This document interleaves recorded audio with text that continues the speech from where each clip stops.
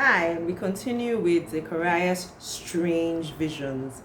And the sixth vision featured a very large flying scroll which flew around the city, bringing judgment to those who disobeyed God's laws. Now, the angel referred to the scroll as a curse, and some theologians believe that it contained the curses for breaking the covenant and not the blessings. So remember, the scroll is written on, the words were written on both sides of the scroll. So if it was, well, this is the way I rationalize it. If it was the blessings and the curses, maybe blessings on one side, curses on the other. But this was just like, curses. These are the curses flying around the city. There you go, you people. I know it may not make any sense. And then the seventh vision was the vision of the woman and the basket, right? So the woman represented wickedness, and the angel sealed her up in that basket, and she was carried away to Babylon, where there would be a house built for her. So now, if wickedness is being carried to somewhere where it is prepared, so I believe that Babylon now represented the evil, obviously. So you remember how I've always called Sodom and Gomorrah the SI unit for evil? Like, yeah, Babylon definitely has replaced her. Because if you know, in Revelation, there's a lot said about Babylon and the wickedness therein. So Babylon is now, as far as I'm concerned, the new SI unit for wickedness and evil. Now, the eighth vision was the vision of the horses, and it was actually quite similar to vision one. But here, there were a few things that I had, because I went back to read it and read it again, because I read it in two different versions, and there was some sort of disparities. But here are some of the things that I learned. So the mountains of bronze in that vision represented judgment, and the red horse represented war and bloodshed. The black horses represented there were horse and chariot, right? So the horses drew the chariot, represented famine and death. The white horses represented victory, and the dappled horses represented death through judgment. Now, in the first version I read, there were only 3 horses sent out, and then the second version, it was all of them. So the black and the white horses went towards the north country, because there were 2 powers to overcome in the north, and the others were probably patrolling the earth, right?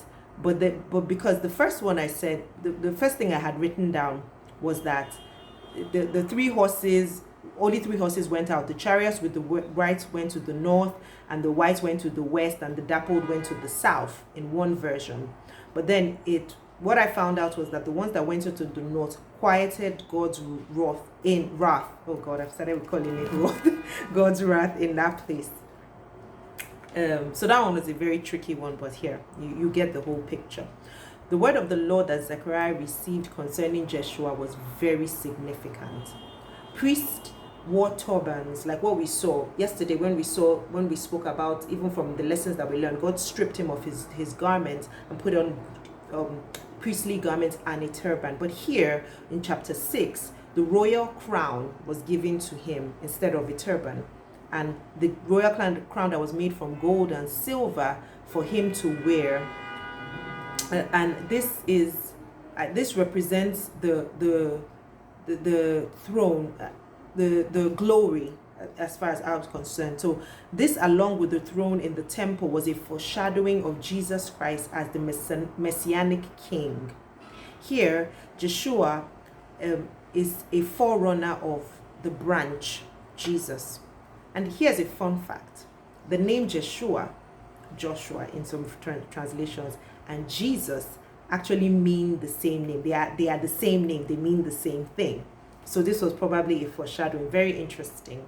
Now, chapter 7 taught us the importance of doing things with God in mind. So fasting and praying and all of that. The elders of that day were just keeping up with religious practices with their actions, because they came to Zechariah and said, oh, this fasting that we do, but they were fasting, but their hearts were actually far from God. They didn't care about the things of God, or the things God commanded them to do, which was like justice, kindness, and mercy. and Zechariah let them know. For this one, it just helped me examine myself to see, and it really brought up a whole discussion in my mind about, the things that we do in the name of religiosity instead of relationship.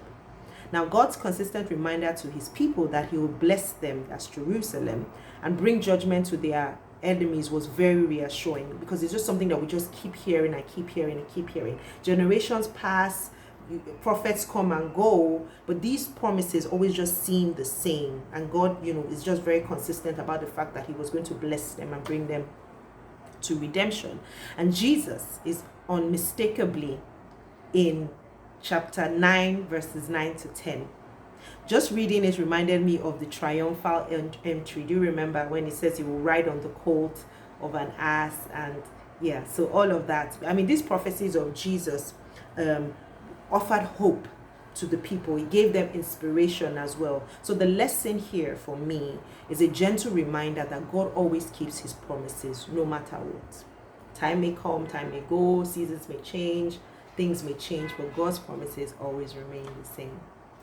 Thank you for joining me today. And tomorrow we'll conclude with the book of Zechariah, which will be our 34th book of the Bible. And I can't wait to share my lessons here with you. See you then, God willing. Have a wonderful day. God bless you. Bye.